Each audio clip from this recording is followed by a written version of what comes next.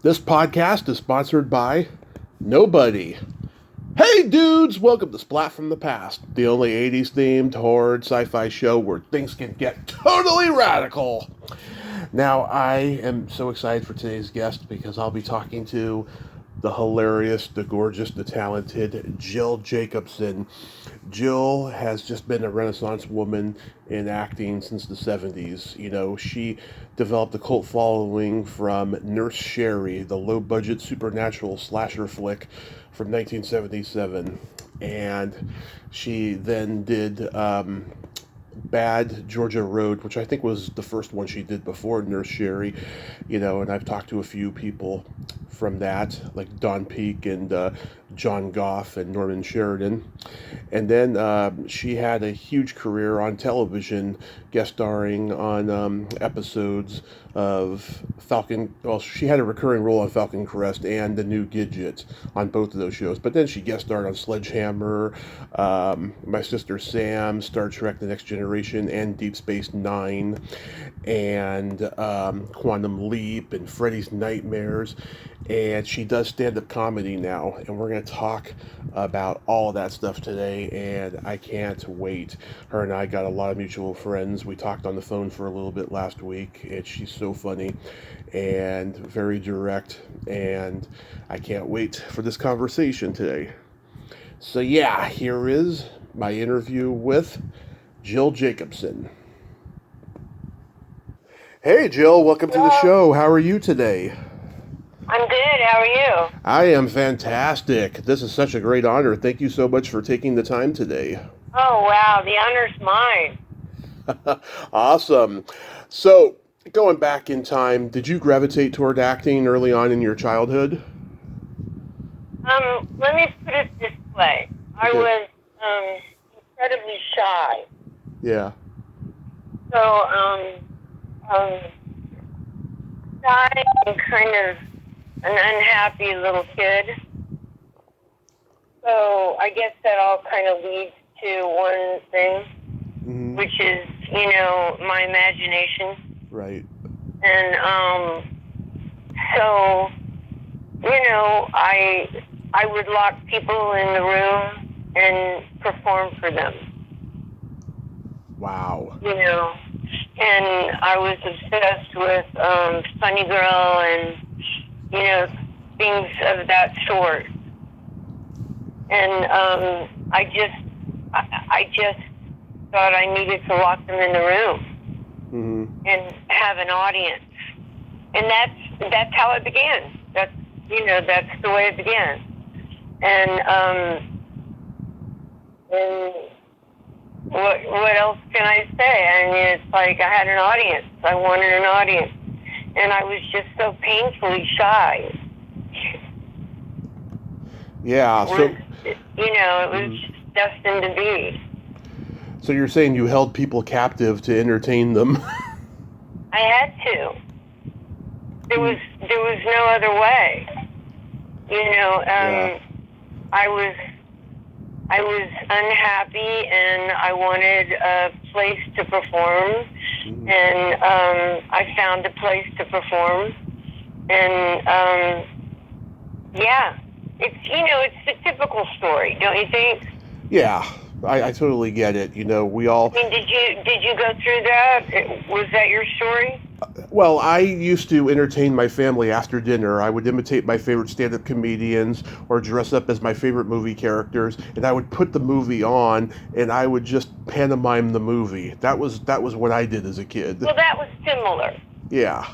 It was kind of similar to what I was doing.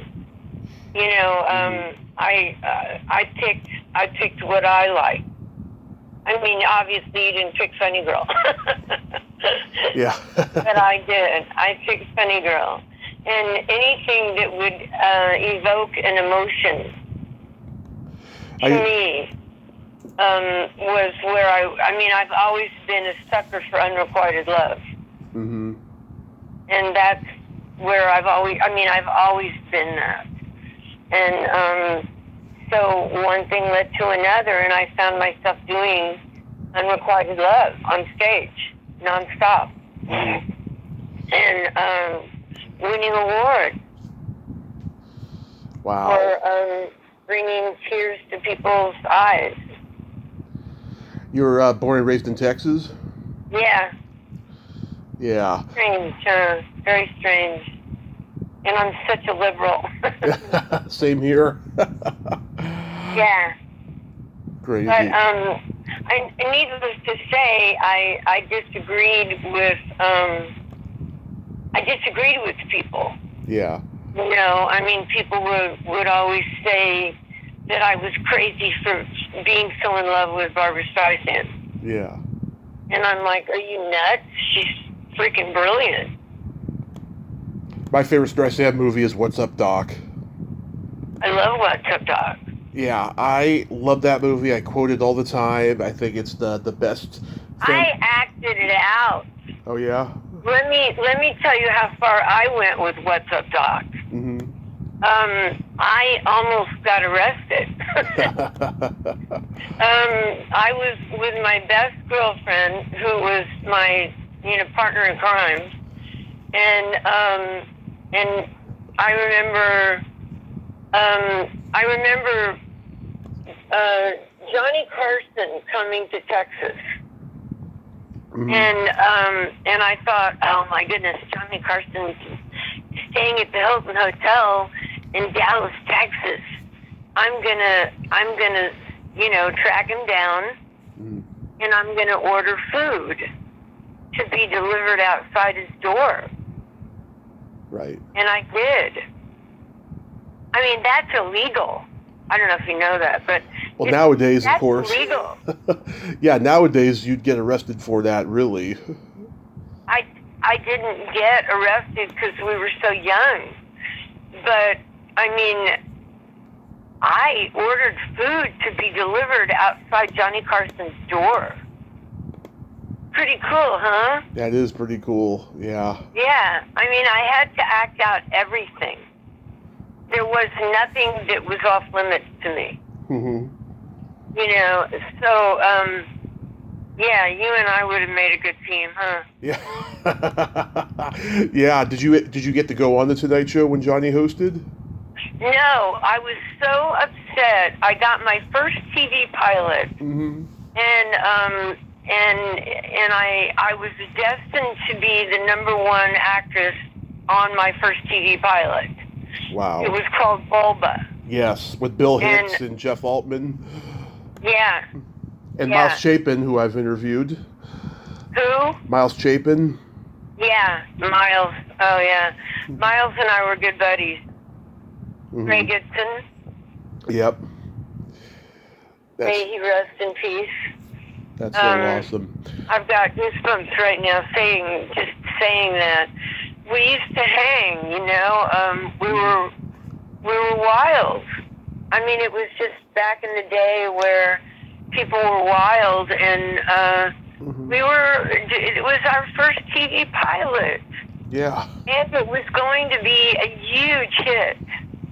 I mean, there was no way that Bulba was going to fail. Yeah. I mean, just imagine that cast. Yeah. There was like another Love Boat or Fantasy Island. Yeah. I mean, how could you fail? Gaylord Sardine? Mm-hmm. I mean, an entire cast made up of enormous talent. Just enormous talent. Mm-hmm. And here I was, a little ingenue, the little baby ingenue lead. Yeah. Good, and not only that, but that's when I met my first husband. Wow. He was executive producer of my first TV pilot. Wow. And everyone said that I was going to be the star. I was going to be the breakout star. Even though my part wasn't that big. They said that I was going to be the breakout star because it was the sex symbol. Mm-hmm. And here I am ending up marrying the executive producer. Yeah. So when you attended the University of Texas, did you study theater there? I was a film major. Mm-hmm. So all the all the majors, all the film majors would act in my department. So I got to star in the department, and all the drama majors came over and acted in my department because I was obsessed with film. I mean, I couldn't get enough of film. I mean, imagine being thrust into starring roles in the film department at University of Texas with all the freaks and geeks, and they were. Yeah. You know, and I was so fortunate to have these brilliant, amazing people by my side acting with me and producing. And I got to, you know, I mean, it was just a dream come true. I was happy. Let me put it this way. I went from being unhappy to being incredibly happy. Oh, that's so awesome. Yeah. And then I immediately, the minute I graduated, the second I graduated, I packed up the car and came out to LA, and I asked my Texas buddies, you got any contacts for me? And they said, yeah, as a matter of fact, we do. And you happen to know them. Oh, yes. As a matter of fact. Where is that? I actually have had two of your teachers on here this year. Eric Morris. Oh, my goodness. And Jed Mills. Oh, my goodness. Yeah. Oh, that's crazy. Did you tell Jed hello for me? I didn't know that you were one of his students at the time. Wow. Yeah. Wow, that's crazy. Found out in my research on your website that you had studied with him. That guy, oh my God, he is a crazy character. Well, I was actually in danger. I'm sure you didn't tell. Well, I'm sure you didn't get into this, but No. you know, Eric was one of the original, you know, go deep and or go home. Yeah. He was one of those guys. So I remember he told me, this is dangerous. He said, go up to the other people in the class and go up to each one of them and tell them what you really think of them. And because my teacher told me to do it, I did it. And you don't know who you're dealing with. Right. And I went up to somebody and said, I don't like you. I mean, I had no parameter. He was, he was one of those post-Stella Adler, Lee Strasberg guys who noticed that, a lot of people were going to acting class for a lark, and he said, either, get with it or just go home. Right. And that's, my friend, that is dangerous advice. So I did it. I did it to one of the students. I didn't know who she was. And I just went up and said, in the middle of class, I said, I don't like you. You remind me of a pig. That is, it's not appropriate to do that. Yeah. It wasn't appropriate. Yeah. And I did it. And, God, why am I remembering all of this? Where are you?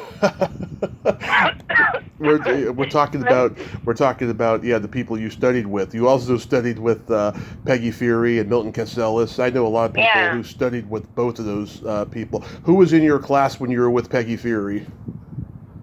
Who wasn't? Yeah, because I know. Who wasn't in my class? Who was, because I know Marie Lauren and Corinne Boyer, Beverly Leach, John Philbin, people like that. Get it. You're talking the no name. Yeah. You want me to tell you who was in my class? Yes.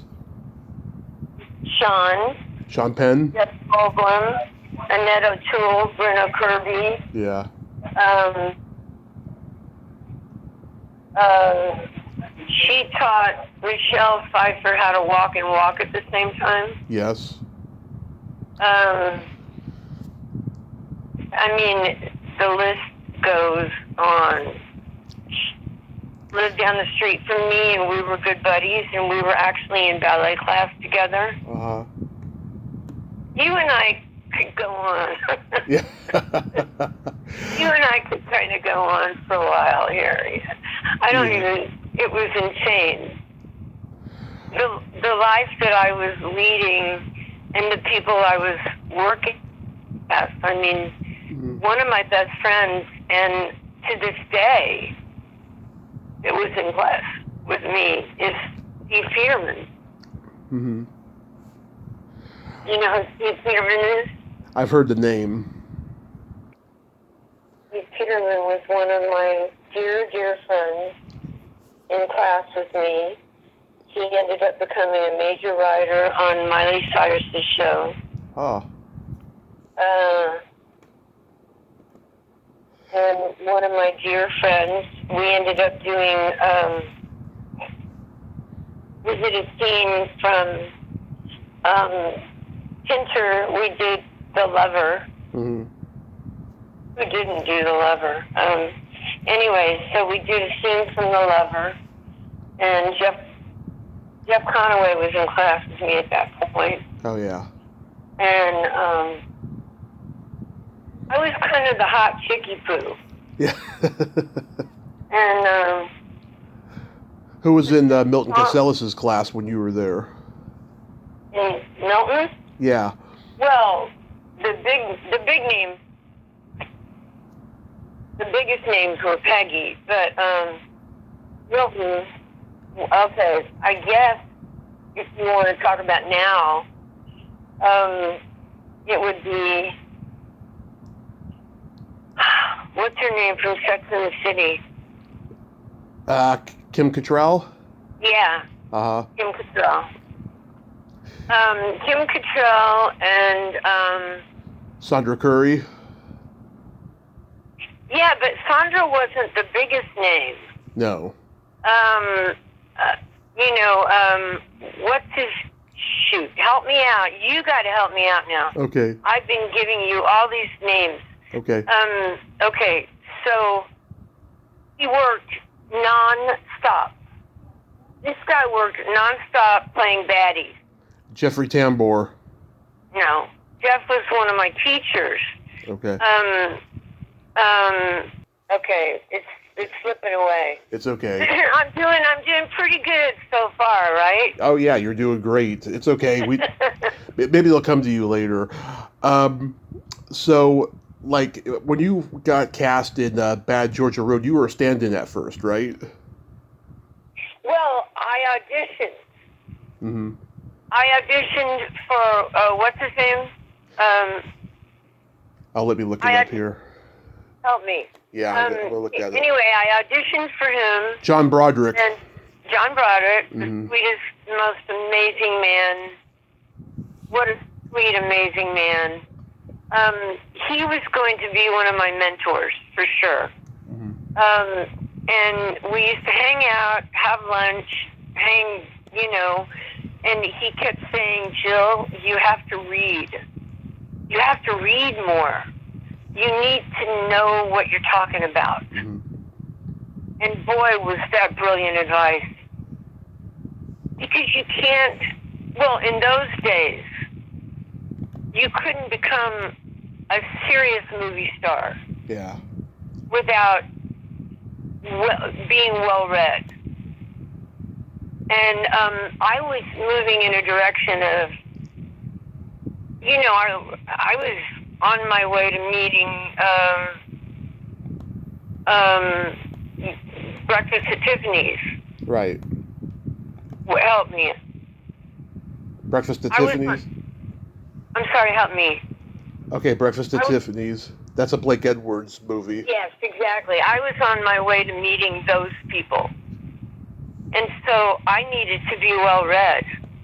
I needed to know what I was talking about, aside from having a degree in film, which of course helped quite a bit when I met Blake Edwards. But, to actually go face-to-face with these people and have a conversation, I had to know what I was talking about. Mm-hmm. I couldn't be an idiot. And so John Broderick was my leading mentor in saying, Jill, you need to read. You need to know what you're talking about. And he was dead on.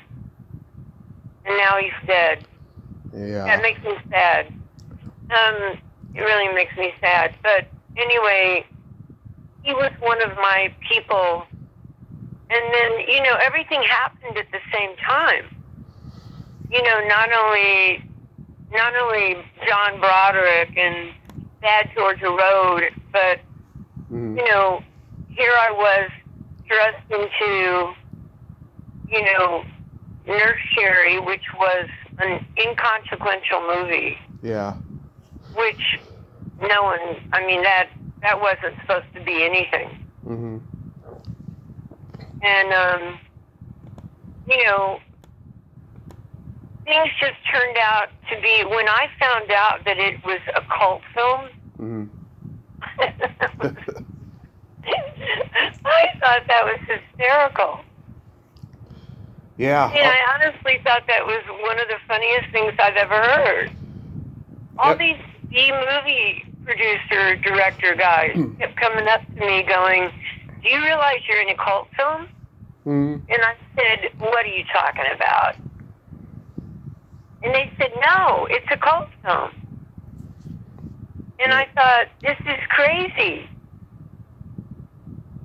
Anyway, that's how things happened. Yeah. And one thing led to another. And, you know, I get a starring role with, like, Edwards.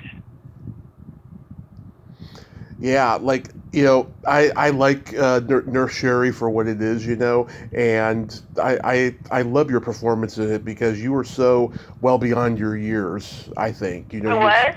You were well beyond your years, so young and just so good in that role. Oh, you were so sweet. Yeah. Oh, you're so sweet. Yeah, I mean, you know, the infamous scene where you're being raped by the green ghost while you lay on the bed with that robe on, you know, Yes. you executed that scene wonderfully. You know, you make it so believable. Oh, you just made me well up. Oh, I'm good at that. That's crazy. Yeah. Wow. Now, Al Adamson, you know, he was one of those, you know, grindhouse filmmakers who had made so many films that are considered, you know, grindhouse classics today, like Dracula versus Frankenstein, Cinderella 2000, Jesse's Girls, which had Sandra Curry in it, you know, and this movie has kind of an exorcist feel to it in the supernatural context. Yeah. Yeah. Yeah. But who knew? Yeah. Do you have a favorite kill in the movie? A favorite what kill? A favorite kill in the movie? Oh, I've never heard of it put that way. Yeah.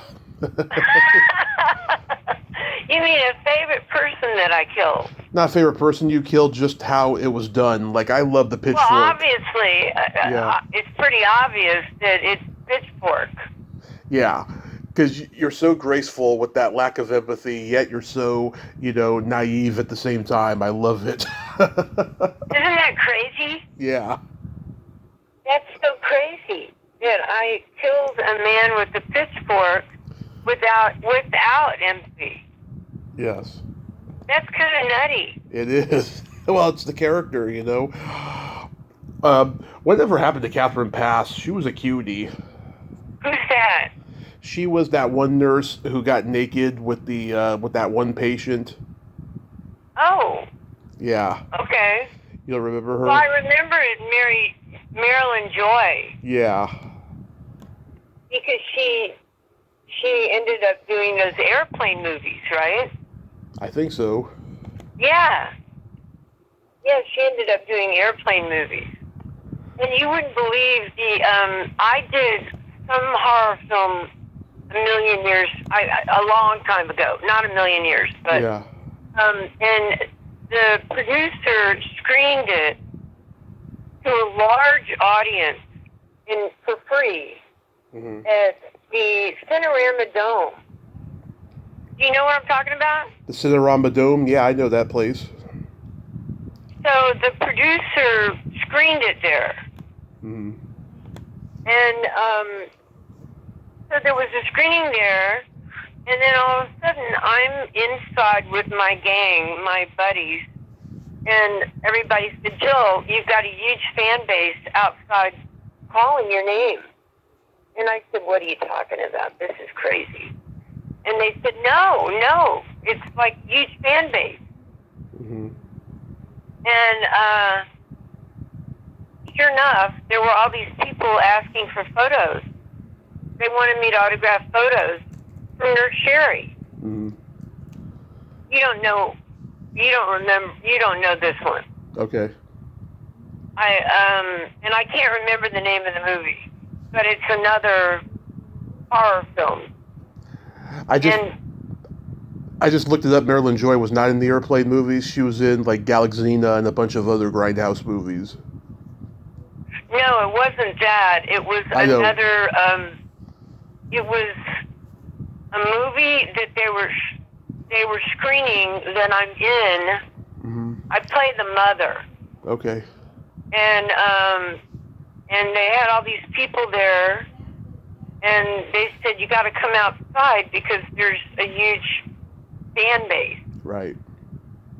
And I wish see, this is where I can't remember everything I've done. Yeah. I just can't. It's too much. It's like I can't remember. It's hard enough from day to day. Was it a movie from the 80s you did, maybe? Yeah. Like Perfect Victims or something? No, it was, The Jigsaw Murders? More recent. Not the Jigsaw Murders. Yeah, it was more recent than that. And I was the mother. I played the mother in it. And, Sad Girl? the girl Uh-huh. that played my daughter. Mm-hmm. Her husband produced it. Oh, okay. And he had a lot of money. Mm-hmm. And that's how they got the fan base there. It was recent, much more recent. As I told you on the phone last week, I'm friends with John Goff. He's been on here a few times. What's it like working with him? Gosh. You want me to remember? Okay. Wow. I remember him being a sweet man. Yeah. A really sweet man. I was a baby. I mean, it was my first movie. Yeah. And I was scared. I was really scared. I didn't know what I was doing. I wanted to be a good actress. That's one thing I can tell you. Right. I wanted very badly to be a good actress. And I was really scared because I didn't feel that I could trust anyone on the set.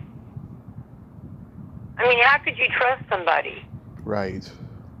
They're telling you to take your top off. Yeah. So I'm like, what am I supposed to do? I don't know what I'm supposed to do. No one's here. I don't have a friend on the set. And I didn't have a friend on the set. And I got scared. Mm-hmm. So that's where I was coming from. There's this movie that you were in, John was in, and a couple other people I've talked to were in, and nobody remembers it. Like, literally, it was called Up Yours. Do you remember that movie? Oh, yeah. I do remember. Yeah. This was, okay. You got to help me out again. Okay. One of the stars was actually nominated for an Academy Award for The Heart is a Lonely Hunter. Help me, come on. Jump. The Heart is a Lonely Hunter. Yes, I know what you're talking about. What's his name? Alan Arkin is in it, right? Yeah. But who is the actor? Alan Arkin is in the movie. No. We're talking about another actor that got nominated for The Heart is a Lonely Hunter. Uh-huh. And it was in the movie Up Yours. let's see. There's Eddie Ryder. There's let's see who else here. Big fat guy. Blonde. Chuck McCann. Yes! Yes. Thank you very much. Ding, ding, ding. Yeah. We're going to have to go on one of these shows because we got to help each other. Yeah. Okay. So, yeah, it was, yeah. And I could tell you stories there. Mm-hmm. Not nice stories. Okay, you don't have to tell them if you don't want to. Yeah, they're not nice. Were you in Leo and Lori? Yes. Yeah. I've talked to Jerry Paris's daughter and people who have worked with him. They all tell me, he was a very complicated man. Did you find that so? Yeah, that's to put it nicely. Yeah. That's putting it kindly. He was not nice. He was absolutely not nice. Mm-hmm. And I remember going in my trailer crying.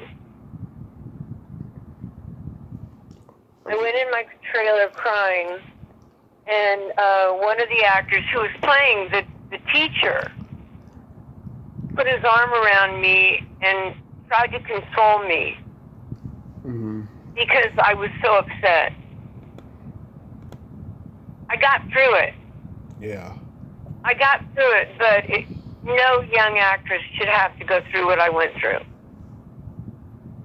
It was painful. I'm sorry you had to go through that.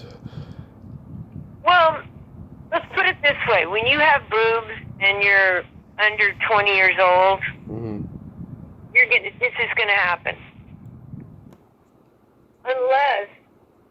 Unless you're related to someone. Yes. And I wasn't. That's the fucked up part about the business, sadly. I mean, I would have been so protected had I been related to someone. Mm-hmm. Like my friend Jennifer Edwards. Yeah. Love Jennifer. I mean, think about how protected she was. Yeah. And I wasn't. Yeah, and also too, Jennifer is like one of the guys. She has a great sense of humor, so she had that to her advantage as well. Well, I thought I had a pretty good sense of humor. Yeah. But I wasn't related to Blake Edwards. So, I was fair game. Mm-hmm. I mean, people could hit on me. They could take advantage of me. I wasn't making the money or getting, I just wasn't getting the breaks.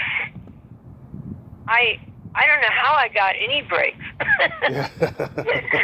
Honestly, I mean, think about how I was traversing this universe of ours. And when you don't know anyone. Mm-hmm. And you're just kind of landing in front of them, almost like a buffet table. Yeah. And I was the buffet. But I was able to start working. And I was able to work on some notable projects. Mm-hmm. Going back to... go ahead. Yeah, go ahead. Oh, going back to Bulba, Jim Frawley directed that. That guy had an interesting career, and he passed away a few years ago. What was he like? You could probably put two and two together on that one, too. Yeah. Okay, those were the days of cocaine. Yeah. And either you were hanging out with people that you could trust or you weren't. And I was very fortunate. I ended up with, every weekend, we would have dinner parties with Greg Itson and Judy. Mm-hmm. Greg and Judy and Miles Chapin. Yeah. not bad. Nope. And those were my friends. And I had to keep it quiet. I couldn't tell anyone that Greg was my boyfriend. Mm-hmm. That had to be kept top secret. And I mean, with Greg and Judy and Miles. And they were my friends. And I couldn't tell them that Greg was my boyfriend. Yeah. They don't want to show favoritism or anything, right? Well, they would assume, oh, that's how she got the part. Yeah. And that's not how I got the part. You know, I had the part. I know there'll be times when I ask a guest, especially a female guest, how they got a part, right? And they'll get so defensive as if I'm insinuating that they slept with somebody to get it, and I'm not. I want to hear like a unique story on how they got it, you know, like, oh, I was at Schwab's drugstore one day and like the soda jerker's uncle was a producer and he happened to be there. You know, I want to hear that kind of a story. I wasn't looking for like a casting couch scandal, you know. Well, it wasn't. It was not a casting couch scandal. Yeah. That's what was so beautiful about it. It was a love story. I mean, Yeah. Greg and I were falling in love with each other. I was his choice as the leading lady. And but I didn't want to tell Greg, Judy, and Miles. Mm-hmm. I mean, you know, because I didn't want them to get the wrong impression. I didn't, because I had boobs. Yeah. I mean, boobs put you in a situation. Of course, you couldn't understand this, but, you know, they put you in a situation where you're fair game. Mm-hmm. And especially the way they dressed me for vulva. How was working with Bill Hicks at that age? Was he cracking everybody up? No, he hadn't come into his own yet. Okay. He wasn't the Bill Hicks that you knew later on. Yeah. He was just beginning. And he was a sweet young man that was just beginning his career. And so no one knew who he was. Yeah. I mean, it was impossible to know who Bill Hicks was. I was very impressed with Miles Chapin. Mm-hmm. Because his family owned, they made pianos. Mm-hmm. Did you know that? I think he may have told me when I talked to him. I can't remember. Yeah. They made pianos. Nice. You know, I mean, it's like, talk about... He was a kid actor, you know. Huh? He was a kid actor. Yeah. He was a kid actor and the sweetest guy ever. I mean, oh my goodness, I love Miles Chapin. We were, all of us, Jeff Altman, I mean, I was crazy about Jeff Altman and his wife. I love Jeff's wife. Yeah. And, he had just done that series, Pink Lady, which was like one of the biggest flops that the Kroft brothers ever did. Exactly. Yeah. I mean, the actors that were in Vulva were the creme de la creme. Mm-hmm. And that was my first pilot. Yeah. You guest starred on Harper Valley PTA. Anything you remember about that? Yeah, that was fun with Jonathan. Yeah. But little did you know that I got Jonathan the part. Oh. No one knows that. You play twin carbs. Yes, I did. I played twin carbs, and my director was Alan Cook, Mm-hmm. and who was my mentor. He became my mentor. Yeah. I mean, for real. And he directed me in every major play that I did, and won awards for every play that I did. And so when it came time to do Harper Valley, well, Greg produced it. Mm-hmm. When it came time to do Harper Valley, everybody said, "Who do you want to play your leading man?" And I said, I had just seen Jonathan in a play. Mm-hmm. And it was a Pinter play called Birthday Party. And I said, well, I want to work with Jonathan. And they said, Jonathan? Who's Jonathan? Yeah. I said, Jonathan Frakes. Yeah. Freaking brilliant actor. Brilliant actor. And they said, Jonathan, who? And I said, this guy is going to be enormous. He's going to be one of the biggest actors ever. And they looked at me like I was crazy. Yeah. And I said, I want Jonathan Frakes to play my boyfriend. And they looked at me crazy. And then I got Jonathan Frakes to play my boyfriend. I know he played Daisy Duke's boyfriend on the Dukes of Hazzard around that same time, too. Yes, but I discovered him. Did you see Barbara Eaton's belly button? Yeah. Yeah. Barbara Eden is a character. Yeah. She was a character. And, oh, there's so many stories.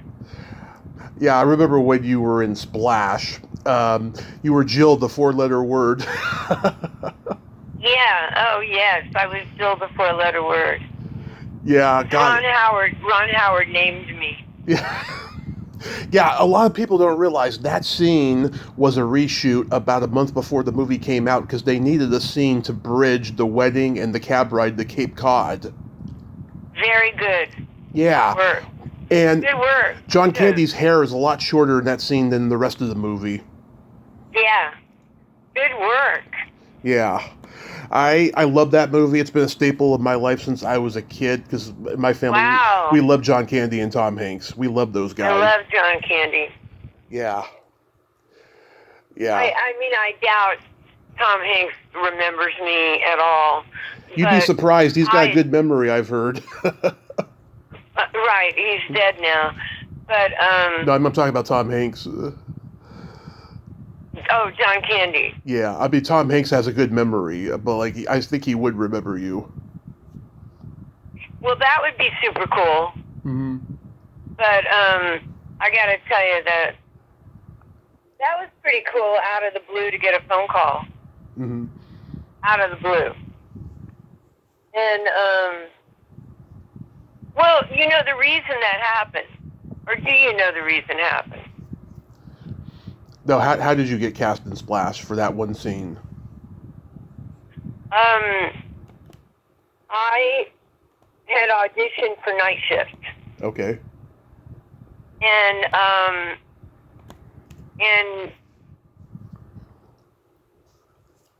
one thing led to another. And I think Michael Keaton was very responsible for getting me in the door for Night Shift. Mm-hmm.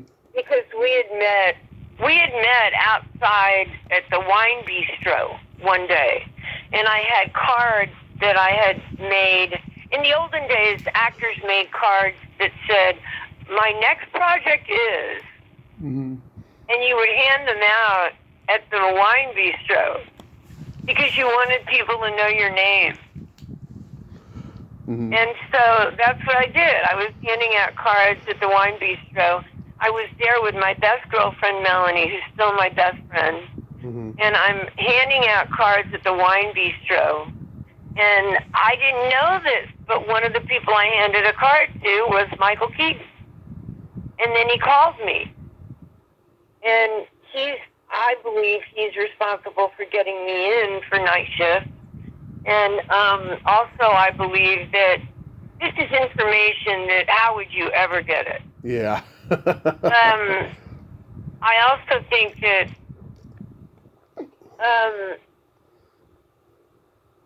I also believe that Michael Keaton thought I was perfect for the next door neighbor. Yeah.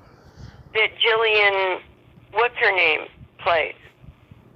Oh, yeah, I know who you're talking about. I told you this was going to be a brain twister. Yeah. Didn't I warn you? Yes, you did. Okay, Jillian. Anyway, so he brought me in for that, and Gina H. Was it her? Gina. What? Was it Gina H? No, Okay. no. Sorry. So he brought Michael Keaton brought me in for The Neighbor, Okay. and he was dead certain that I was perfect for The Neighbor, which would have been an amazing coup to get that part. So I go in for that part, and okay, who was? I told you it's going to be a brain twister. Okay. Okay. So I go in for that part, and who was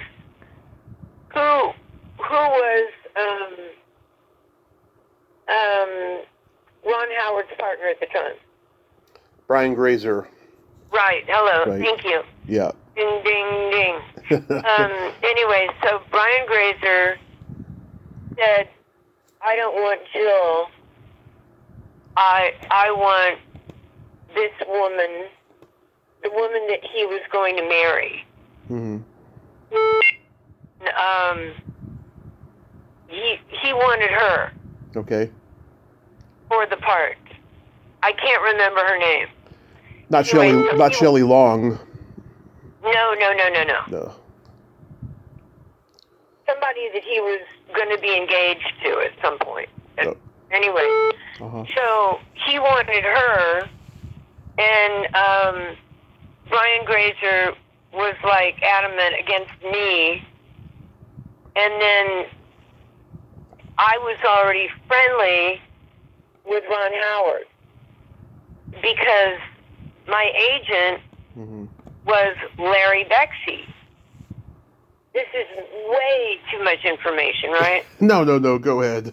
I love it. You sure? You Yeah. sure it's okay? I've heard a lot in the past, so go ahead. All right. So Brian did not want me. He wanted his girlfriend. And Ron Howard wanted me. But I had no clout because Brian Grazer wanted his girlfriend. And Larry Bexey was my agent and my boyfriend at the time. And he told me, well, Brian doesn't want you. So that's how I didn't get night shift. So when Whatchamajiggy came along, Mm-hmm. When Splash came along. when Splash came along, I get a call out of the blue, long distance from Ron Howard. Do you want to be in this movie? And I said, sure. I didn't know what movie he's talking about. Yeah. And I thought, no one's going to see this movie. It's going to be a little teeny movie. And I said, yeah, sure. I'd love to be in this movie. And I said yes. And then I'm in the movie Splash opposite John Candy. Wow. And that's how that happened. Amazing. So these are stories. These are the unwritten stories, right? Right. Okay. Well, then you have a recurring role on Falcon Crest. How was that overall experience? Amazing. Yeah. Was I happy? What do you think? Yes. Oh my goodness, I was so happy. I got to do every dream a little young actress could do. Mm-hmm. I mean, think of where I got to go and what I got to do Right. on Falcon Crest. I mean, I got to go crazy. I got to act opposite Jane Wyman Mm-hmm. and go crazy and lose my mind. Yeah. Oh my God, that must have been amazing. I mean, think of it. They're going to be showing, I might as well bring this up. Mm-hmm. They're going to be showing back to back my 2 years of Falcon Crest. Nice. back to back, beginning December 5th, on the channel free TV. Mm-hmm. Guess how much money I'm making? A mint. A fortune. Yeah, just put the name of the company down. So I'm making free TV money. Well, hopefully when this writer strike will get resolved, you'll start making a lot of money from it. That would be wonderful. Because, the work on that show was really good. Yeah. I mean, I could not have been happier. Could not have been happier. And the clothes and everything was so awesome. And I loved every minute of working with David Selby. Mm-hmm. Now we get to happier. Now we get to the new Gidget with our mutual friend Karen Richmond. Was that just a standard audition for you? And did you have fun on that set? Oh, I had fun, but it was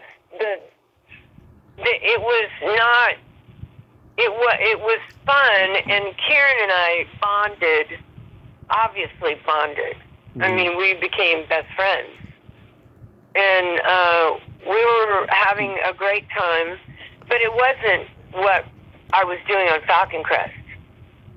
Uh-huh. I mean, what I was doing on Falcon Crest was upper echelon. That was a primetime soap opera. This was just pop fluff of nostalgia. Yeah, it was. It Mm-hmm. was. I mean, it was totally wonderful, fun, delightful. But it wasn't nighttime soap opera. Right. Wow, nighttime soap opera. Hello. And then, my mom, when she was alive, was invited to all the parties and, with Jane Wyman and Romero and, Kim Novak. Come on, it was crazy. Yeah. It was crazy stuff, It's like, where do you get to do that? Right. And dress up, and then I became the Cancer Society spokeswoman. Right. Did you know this? Yes, I read it actually. Yeah, I became the Cancer Society spokeswoman. Talk about, it was just, I was flown all over the country, first class, Mm-hmm. with my first husband. And I had an amazing time. And did you see the picture of me with Charlie Bronson? I didn't actually. Wow. I'll take a look. They seated me at the table for the Cancer Society ball. Mm-hmm. They seated me at the table with Joe Ireland and Charlie Bronson. Oh. Imagine how you would have felt as a little boy. I'm a huge Charlie Bronson fan, so I'm glad that you got that experience. It was amazing. It was just, how do you describe it? I know. It must be surreal.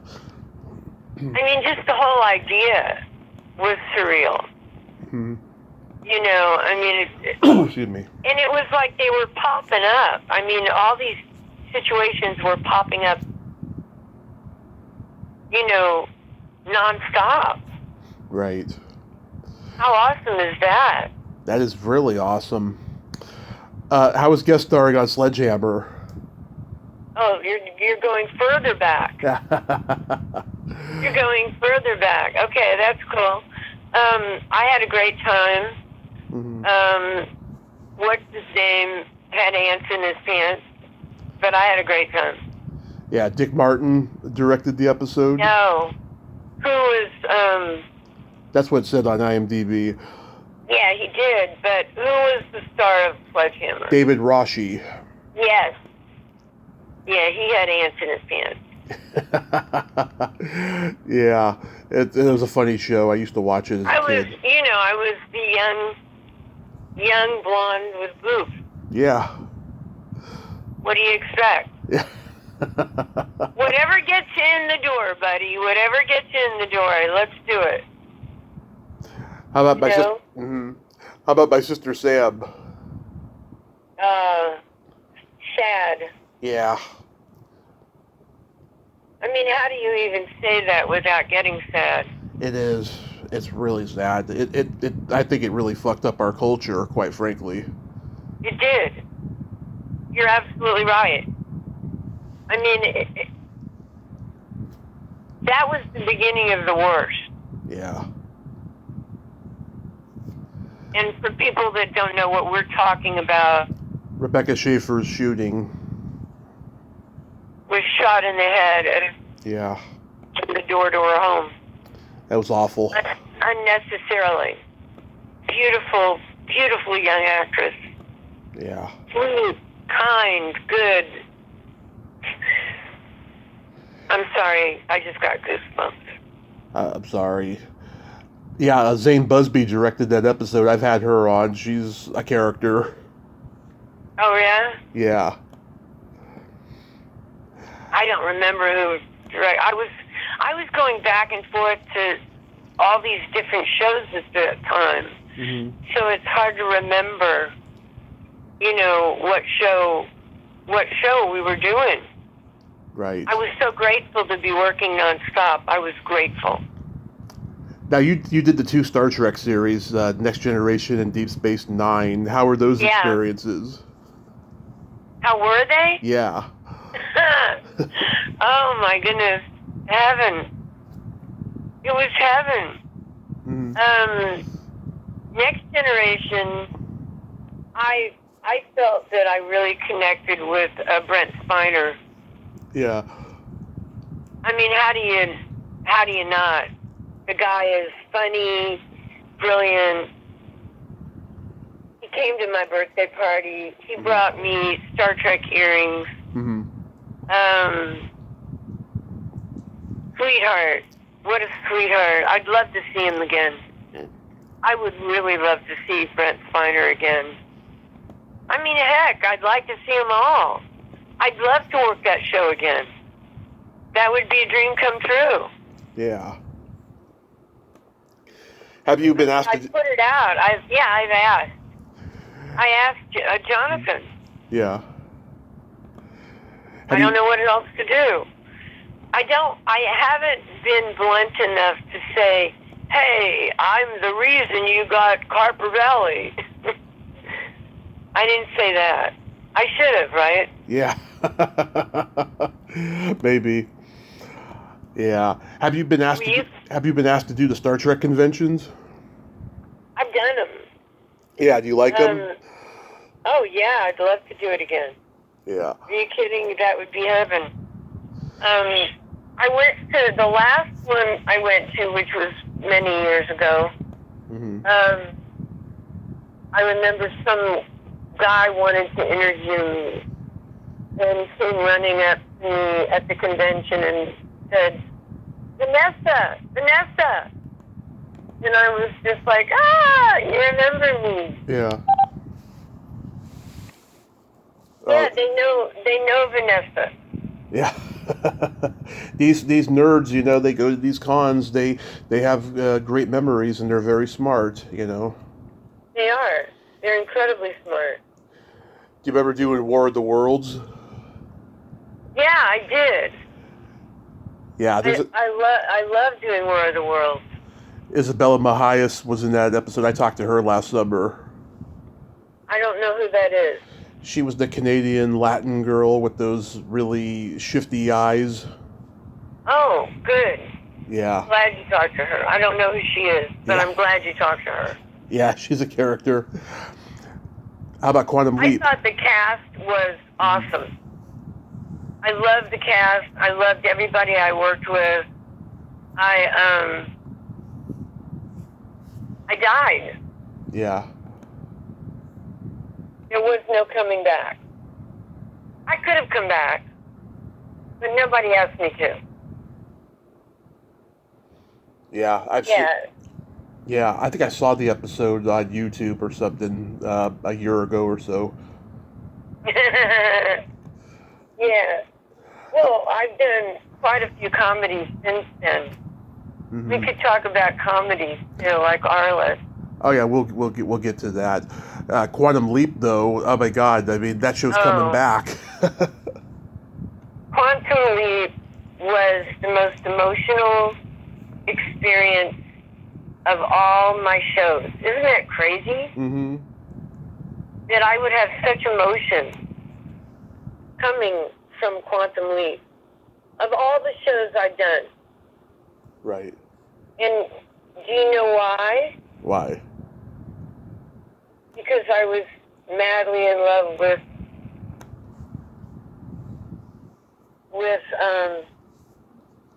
help me out. Scott Bakula? No. Dean Stockwell? No. Let's see. Who else was in this cast in this episode? West Side Story. Russ Tamblyn? Madly. Yeah. Madly in love. Still am. Al Adamson directed him in a biker movie called Satan Sadist, and I interviewed somebody from it, and he said to me, when he was working with Russ Tamblyn, he thought to himself, he is such a talented actor. What's he doing in this piece of shit movie? Yeah. Yeah. I freaking love Russ Tamblyn. Yeah. And I will go to my deathbed saying that that's how much that episode of Quantum Leap meant to me. Yeah. I hope he's well. I don't know what else to say. I hope he's well, and I would love to see him. And I don't think he'd probably remember anything that we talked about for that week. Yeah. We never stopped talking. We talked about stuff, private stuff. Mm-hmm. About his daughter, even. Yeah. You know, I mean, that's my favorite movie of all time. Oh, yeah. I mean, it's great. Yeah, I'm Facebook friends with his brother, Larry Tamblyn. Oh, tell me about Larry. I don't know him. I've tried to get him on the show, but he's giving me the runaround and all that stuff. But he was in the Stondells, that band that did the song Dirty Water in the 60s. Wow. Yeah. Well, I just want to know that Russ is okay. I'm sure he is. You know, he's got to be at least 90 now. You think he's 90? Somewhere around there, maybe mid-80s. I am so madly in love with him. I mean, seriously madly in love with him. And I will always be. Look it up here. He's 88. Is he healthy? Let's see. Doesn't say here. He's just been retired, I guess. God, I love him. I love Russ Tamblyn so much. It's insane. Tell me about Newhart. Amazing. Yeah. I worked with Bob Newhart. Yeah. I was a recurring character on the Newhart show. Come on. Yeah. People that you're interviewing have done that. Mm-hmm. That's quite something, right? Oh, yeah. And he's one of the nicest, kindest, I'm sure you've heard that from everybody. I have. One of the nicest, kindest men ever. And funny as hell. And funny as hell. And you're never going to find anybody like him again, ever, ever, ever, ever. And I sat down with him one day when I was on the set with him, and I just said, how do you know when it's funny? How do you know? And you know what his answer was? What?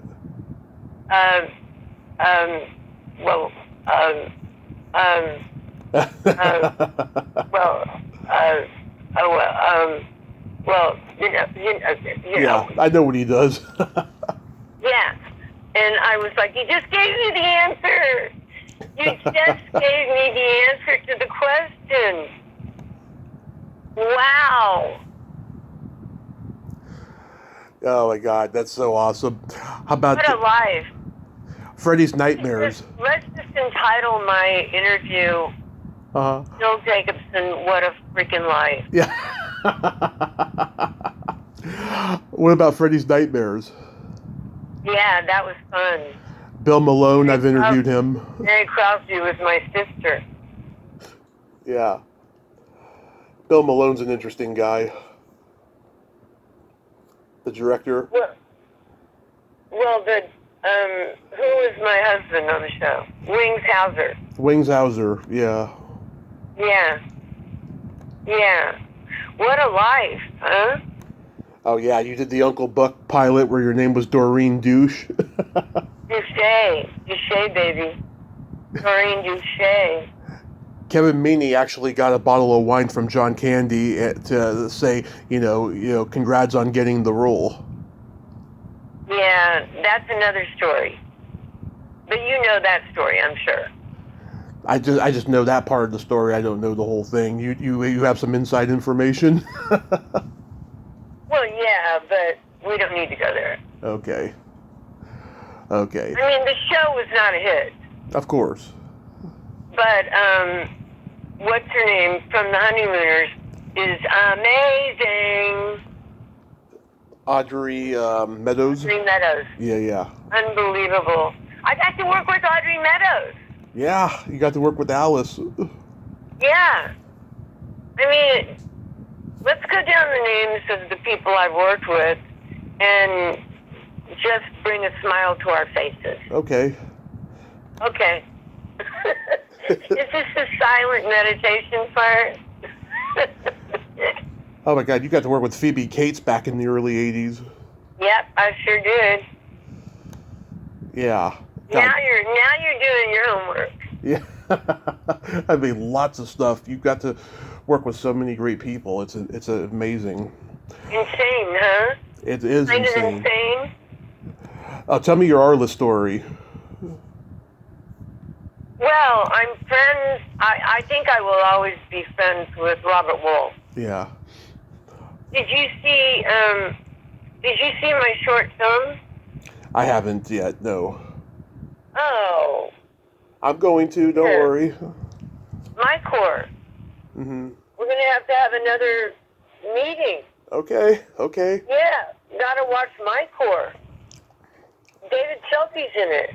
Robert Wolf's in it. Nice. What's her name? That got nominated for, help me out. I'm looking for it. She was nominated for Best Supporting Actress for, and she's in My Corps. And My Corps is my short film that tells the story about becoming addicted to stand-up comedy. Is it Betsy Bootler? No. Okay. No. Nominated for Best Supporting Actress. Jan is in it. Jan Karam's in it. No, they're not the name. I know, I'm just saying. Ashley Clark. No. June Squibb. June Squibb. Okay. Nominated for Best Supporting Actress on that year. Nice. Yeah. So what year did you... You should watch My Corps. I will. It was actually on my list to do, and I forgot it. Mm-hmm. 2014. It was on my list to do, but I forgot. I'm so sorry. Yeah, there's a lot of stuff, man. A lot of catch-up. So I did watch your stand-up catch-up. I did watch your stand-up videos. What year did you start doing stand-up? 2011, legally. Uh-huh. Because somebody in one of my acting classes said, Jill, you're funny. And I said, oh, thank you. And she said, if you start doing stand-up, I'll produce you. And I said, thank you. And I said, okay, I'll start doing stand-up. And she said, okay, then I'll produce you. And that's when it began. Is that how it happened with you? No, I'd been wanting to do it my whole life, and then I reconnected with my best friend from elementary and middle school because we went to different high schools. I reconnected with him when I was like 19 or something, and at 23, he found an open mic, and we went to it, and that's how I started. Wow, you got bit by the bug. I did, and it was a crazy adventure. You have to watch My Court Today. It's 5 minutes long. Yeah. Watch My Court Today, and it's the story of how you get bitten by the bug. I will. Yeah. I went through a lot of shit when I was in the Bay Area. You know, they're very high maintenance over there. They don't like cheap shit, and because that was my home and that's where I was living, I didn't give a fuck. I just did whatever made sense for me, and there's a lot of shit behind the scenes that happened, but I'm glad I did it. You know, I enjoyed the performing part and the writing part. I didn't enjoy the politics. Oh, I don't know anything about that. Yeah, well... I've only worked in L.A. Well, the longer you do it, the more you'll find out, because it can be pretty cutthroat in stand-up comedy. So, yeah, that's so awesome. I mean, were you nervous at all the first time you went up? Oh, I have been working all my life as an actor. So, to say that why would I be nervous in 2011 doesn't make a lot of sense. Well, when I've been having a career as an actor, stand up. Yes, I memorized my stand up. Right. Well, stand up and acting are performing, right? But like they're both a complete different animal. Because I know so many great actors who said I could never do stand up. Right, of course. Yeah. Yeah. But then again, so many great actors are great at stand-up. Mm-hmm. I mean, Tom Hanks, you throw him up on the stage, and he's going to be fine. Punchline, yeah. I mean, it's not like it's far-fetched. So, yeah, I think it's a normal evolution. Mm. Personally. But as a girl, I was scared. I was scared about traveling. Mm-hmm. Like I take my hat off to my idols. Right. I mean, I freaking love, what's her name? Help me out. Is she a comedian? Yeah. Roseanne? No. No, Whitney Cummings, Amy Schumer. Amy Schumer. Uh-huh. Amy freaking Schumer. I fucking love Amy Schumer. Fuck yeah.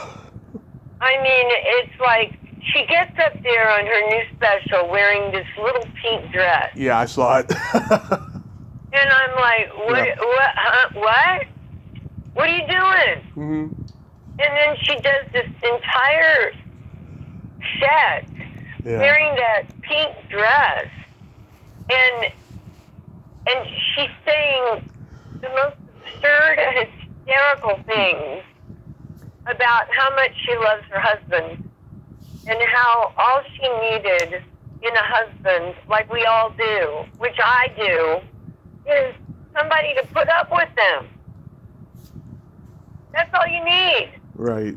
I just want someone to put up with me. Yeah. That's it. I'd be happy. Yeah. I know it requires maybe a little bit more than that, but in all honesty, wouldn't it be great just to have somebody that would put up with you? Yeah. You've got some great material, I forgot to have children, or can I beat you up for how long? However long it takes to get my monkey off my back. How long it takes to get my money back. Oh, okay. I'll say it. It's okay. Yeah. Yeah. I mean, I'll say whatever it takes. I don't care. I love I it. really don't. Yeah. I love it. It's great. Yeah. It's freeing. You can get away with anything and say anything, and it's like, okay, fine. Yeah. So do you have any upcoming projects? Well, I just did a show 8 weeks ago, Mm-hmm. and it was big. It was kind of a big show, and so I have to beat that one. Mm-hmm. You know what I mean? I can't do the same thing. I have to go up. I don't like repeating myself. Uh-huh. I don't know about you, how you feel about that, but Sometimes. I'm very trepidatious about repeating myself. I like doing ridiculous absurd things that no one's heard. Mm-hmm.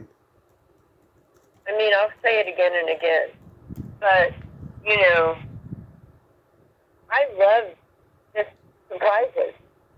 Yeah. Do you feel the same way, or do you want to, or does it bother you to do something that you've done?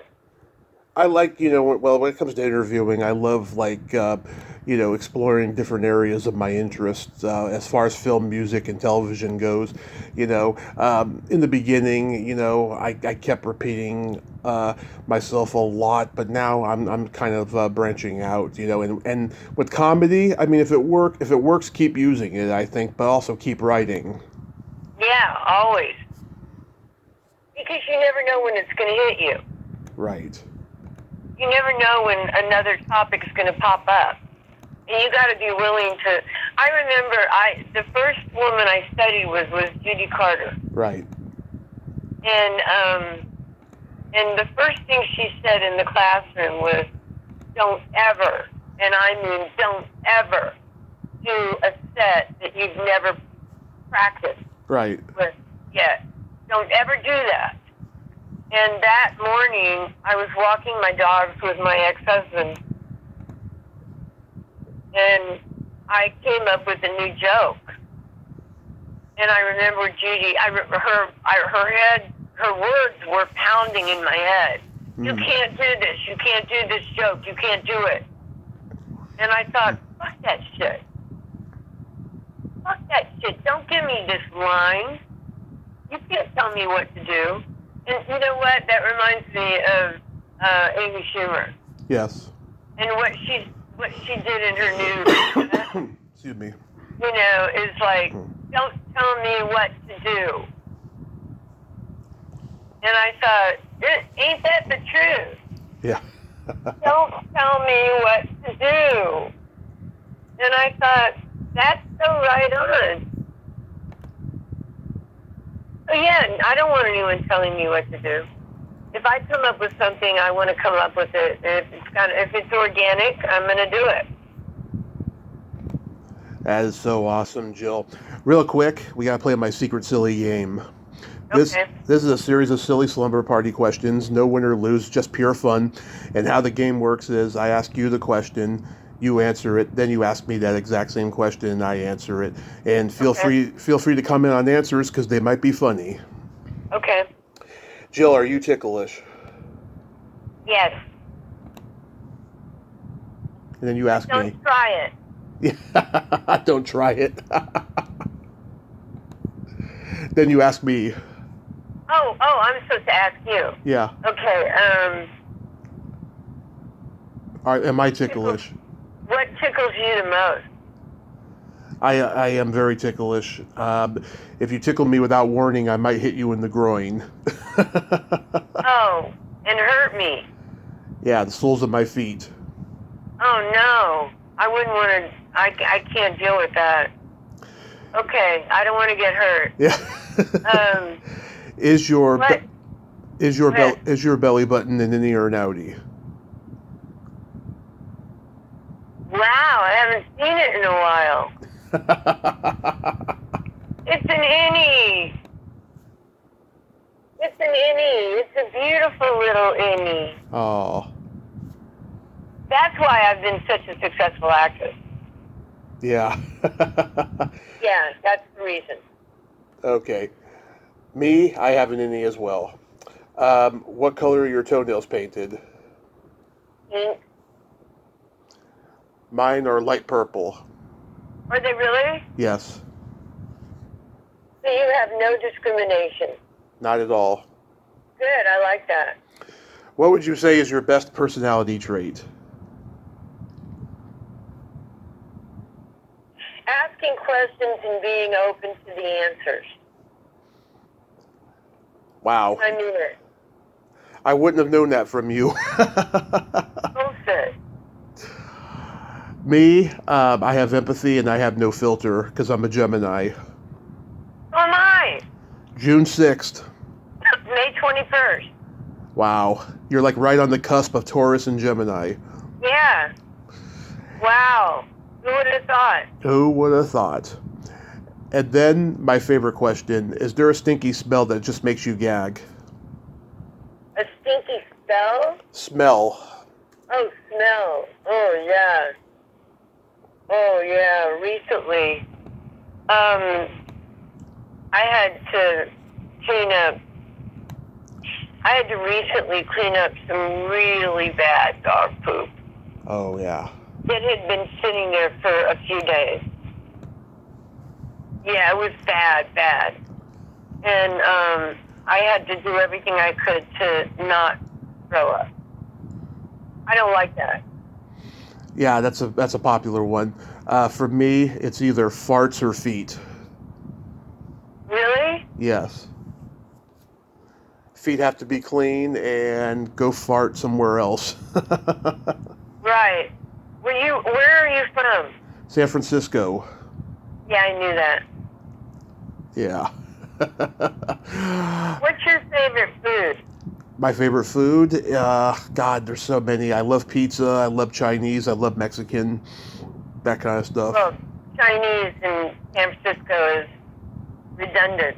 I had Chinese last night.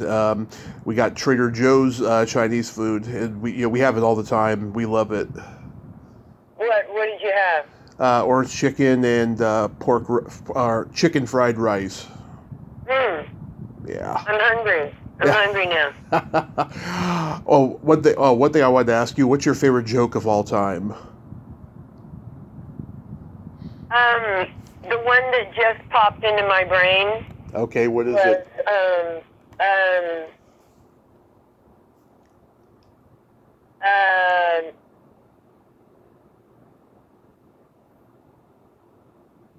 More cowbell.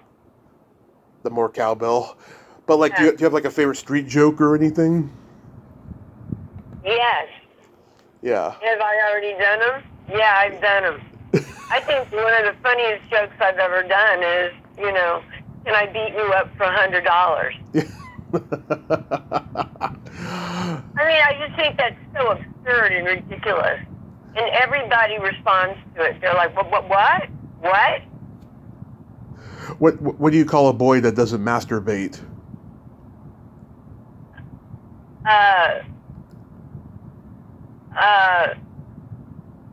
What is it called? A liar. You're right. You're right. You're right. They all fucking masturbate. Yeah, I told that to an actress. She told me, I've been married 40 years. I have 2 brothers and 3 sons. You can't bullshit a bullshitter. Right. Good line. Yeah. Very good line. Good for her. Jill, thank you so much for coming on today and sharing all these great stories. We'll have to talk again in the future for more. Sure. I'd love to. Yes. Have a beautiful day. Yes, you have yourself a great day and be safe out there and keep on writing jokes and being hilarious. Thank you. Thank you. I think I might. Okay, bye-bye. Have a good day. You too. Bye-bye. Bye. Well, there you have it. Jill Jacobson. Ain't she a sweetheart? Oh my God, what a crazy character she is. I love her. She's awesome. Oh my God, she's got great stories about Hollywood, doesn't she? I also forgot to mention at the top of the hour, happy birthday to my comedy hero, Murray Langston, the unknown comic, who I had on the show back in 2021. Happy birthday, Murray. Well, until next time, this is Tommy Throwback Kovac saying, there's no shame in living in the past because the present sucks. Later, dudes.